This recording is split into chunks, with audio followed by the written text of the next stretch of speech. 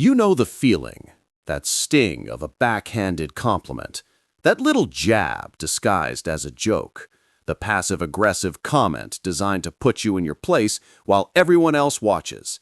They want you to get angry. They want you to explain yourself.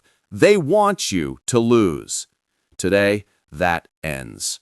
I'm going to give you 10 brutal, ready-to-use comeback lines that don't just win the argument, they flip the entire power dynamic. These aren't insults. They are surgical strikes that use the bully's own words to expose their pathetic insecurity to the entire room. Let's begin. Number 1. You're at a casual dinner with friends.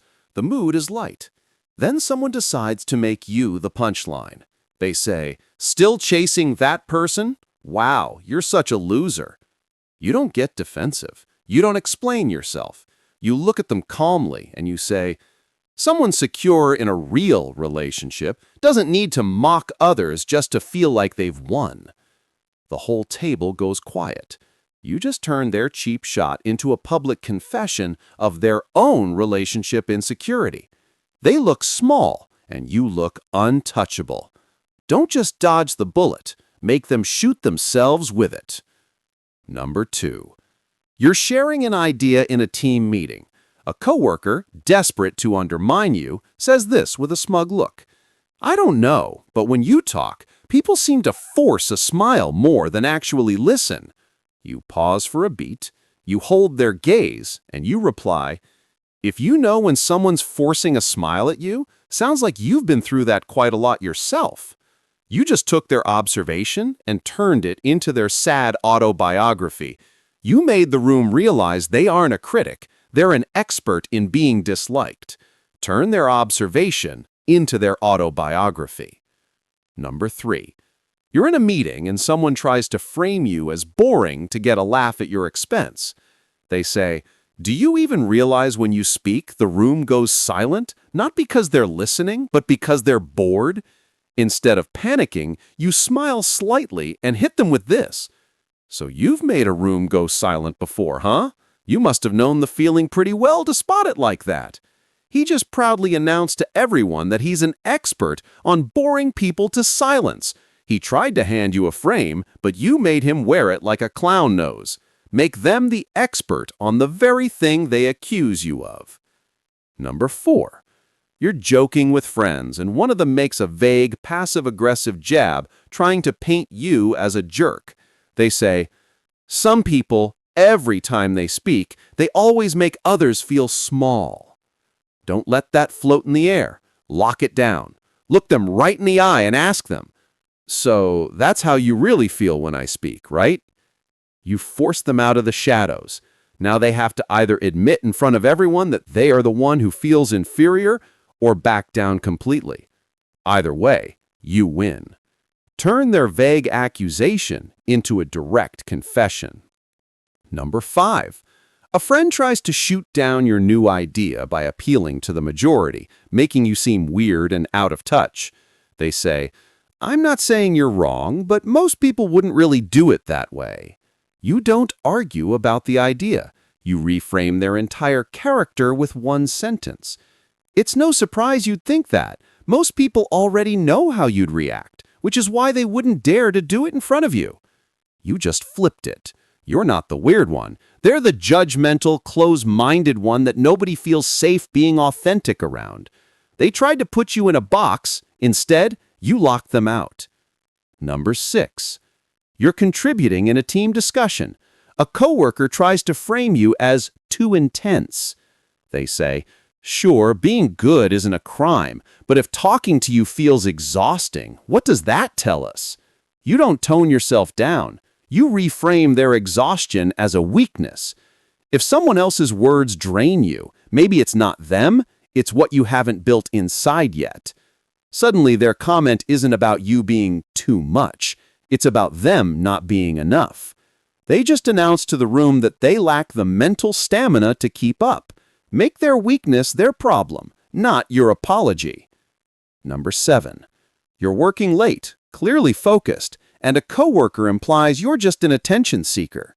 They say, Lately, even the tiniest moves you make, you just have to make sure everyone sees it, huh?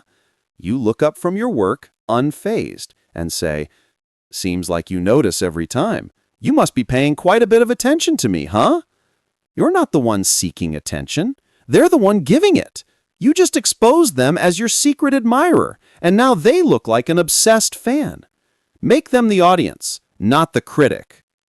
Number 8. You post a photo you're proud of, and someone leaves a comment trying to tear you down. They write, "You sure try hard to look classy, but honestly, you don't really pull it off." This one is easy. You simply hand their insecurity right back to them. Sounds like you've tried really hard to look good yourself, and it didn't go that well, huh? Every insult is a confession of a personal wound. You simply read their diary entry right back to them, and now everyone else can see it too. Every insult is a confession. Just read it back to them. Number 9. You've been putting in extra hours, and a jealous coworker mocks your work ethic in front of the team. They say, "Wow, you've been working so hard lately. Scared people won't notice? Or scared you won't get promoted?"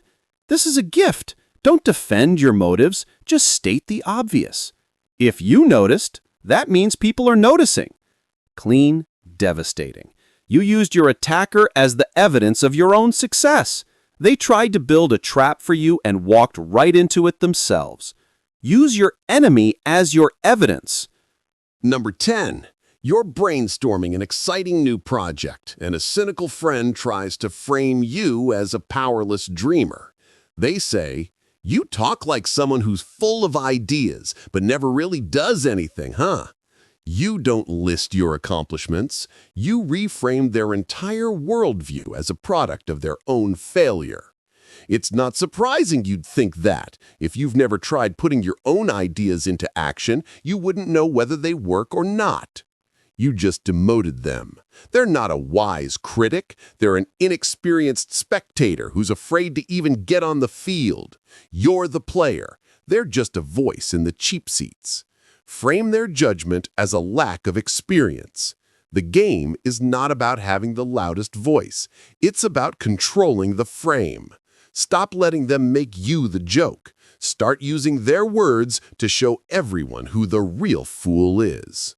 This was just a sample from my book, How to Make a Bully Look Stupid in One Sentence. If you want to flip a bully's words and make the whole room laugh at them in 3 seconds without explaining or insulting until it becomes instinct, this book gives you 50+ real-life mock-to-comeback examples, each broken down to show why they work. The replies you must never use, they make you weaker. How to judge when to respond and when silence is stronger. A method to improvise new lines on the spot, ready to use comeback lines for any situation, and a quick test to prove you're ready. $7.99 is cheaper than being disrespected for the rest of your life. Grab a free sample or the full book at the link in the description below.